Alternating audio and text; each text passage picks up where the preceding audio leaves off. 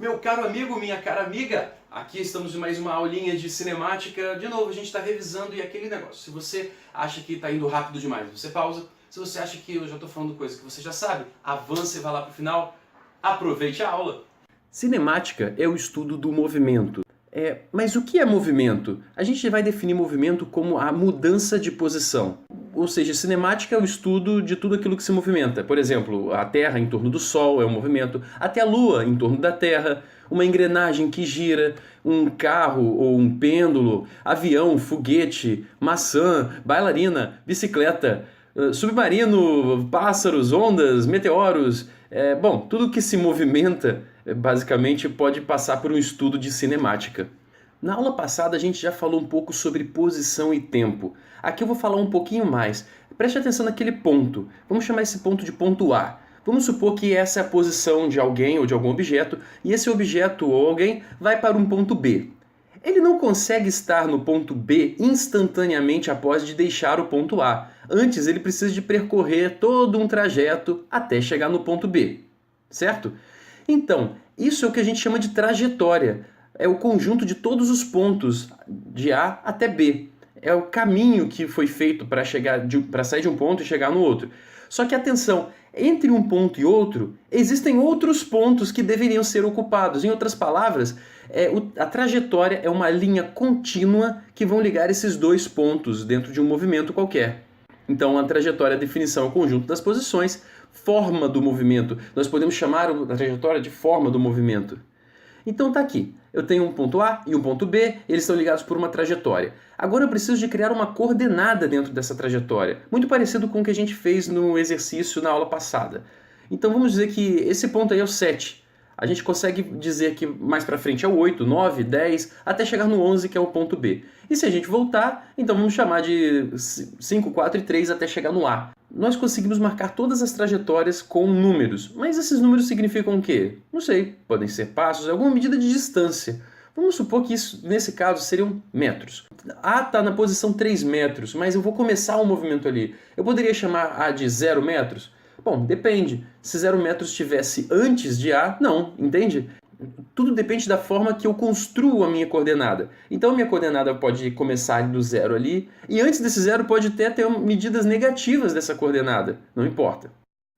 Existem vários tipos de trajetória, e o nome da trajetória vai ser o nome da forma matemática que ela tem. Uma trajetória pode ser retilínea, pode ser curva, parabólica, circular, elíptica. Agora vamos classificar movimento. Para classificar bem um movimento, a gente precisa de entender bem o que é movimento. Como eu já disse, movimento é mudança de posição.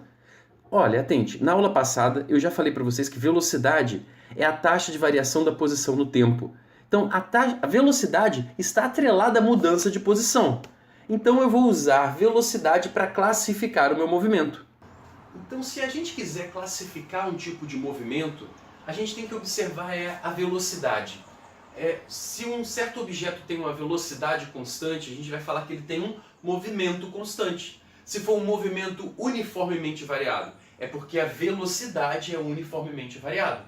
É isso que a gente tem que prestar atenção. Então a primeira coisa que a gente vai observar para classificar o movimento é o sentido da velocidade. Se a velocidade for positiva, a gente classifica como progressivo. Se a velocidade for negativa, a gente classifica como retrógrado. E como assim positivo ou negativo? Vai depender do seu eixo de coordenada. Se você decidiu que, por exemplo, para a esquerda é positivo, no seu eixo de coordenada, uma velocidade positiva é uma velocidade que leva uma obra para a esquerda, e vice-versa. A próxima análise que a gente tem que fazer para classificar bem o movimento é sobre a variação da velocidade. Note que variação da velocidade, a taxa de variação da velocidade no tempo, é uma coisa que a gente já definiu na última aula, não é? No outro vídeo, a aceleração. Pois bem, se a aceleração for igual a zero, velocidade vai ser constante, então a gente vai classificar como um movimento uniforme, ok? Velocidade constante, movimento uniforme. Agora, velocidade crescente, o movimento será acelerado. Agora, a velocidade vai ser crescente sempre que a aceleração for positiva? Depende. Se a sua velocidade já for positiva, sim, mas se a sua velocidade for negativa e sua aceleração for positiva, então seria um movimento retardado, porque o movimento retardado é quando a velocidade é decrescente. Vamos fazer uma tabelinha para isso tudo ficar mais bem organizado. Essa tabela tem a nossa análise sobre a velocidade e a aceleração e a classificação que a gente vai fazer do movimento segundo a velocidade e a aceleração. Bom, se a velocidade é positiva e a aceleração também é positiva, nesse caso o movimento é progressivo e acelerado.